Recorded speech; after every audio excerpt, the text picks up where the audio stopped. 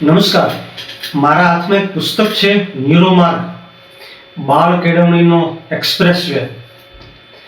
આ પુસ્તક ડૉક્ટર વિશાલ ભાદાણી, એક ઉત્તમ ગજાના લેખક, વિચારક, ચિંતક, પ્રોફેસર, એમણે લખ્યું છે શિક્ષકો માટે અને વાલીઓ માટે. આપણે આમ જોઈએ તો 21મી સદીની સૌથી મોટી સમસ્યા છે કે વિદ્યાર્થીઓને શાળા કક્ષાએ પડતી મુશ્કેલીઓ, એને સ્કૂલે આવવું ગમતું નથી, એમને મોબાઈલની રમત ગમે છે, મોબાઈલનું વ્યસન છે, એ સ્ટ્રેસમાં રહે, ડિપ્રેશનમાં રહે, એને ખૂબ મુશ્કેલી પડે છે, એને શાળાએ આવવું ગમતું નથી. આના કારણો શું? માતા પિતા હેરાન છે, વાલીઓ ચિંતિત છે. શું કરવું, કેમ કરવું કે જેથી વિદ્યાર્થીને રસ પડે? એ નિયમિત નથી, એ કસરત નથી કરતો, એ સરખું ભોજન આરોગતો નથી. આના કારણો શું છે?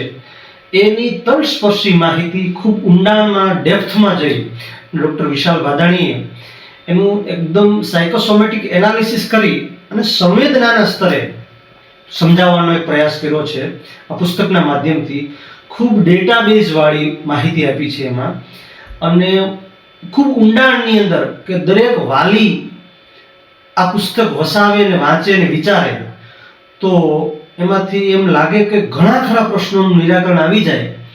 અને ન્યુરોમાર્ગના માધ્યમથી એમણે જે સમજાવવાનો પ્રયાસ કર્યો છે કે હોર્મોન્સમાં શું શું ચેન્જીસ આવી શકે, સંવેદનાના સ્તરે શું કરી શકાય, એમ કુલ 14 ચેપ્ટરની અંદર આ ન્યુરોમાર્ગ એક એક્સપ્રેસ વે ના માધ્યમથી એમણે સમજાવવાનો પ્રયાસ કર્યો છે. 21મી સદીની આ સમસ્યાનું નિરાકરણ કરવા માટે આ તકે હું દરેક વાલીઓને, શિક્ષક મિત્રોને, સારસ્વત ભાઈઓને નમ્ર વિનંતી કરું કે આ પુસ્તકને વાંચવું જોઈએ. એકી બેઠકે વાંચી શકાય એવું સરસ મજાનું આ પુસ્તક છે. પાને પાને, શબ્દે શબ્દે, વાક્ય વાક્ય ખૂબ શીખવા મળે.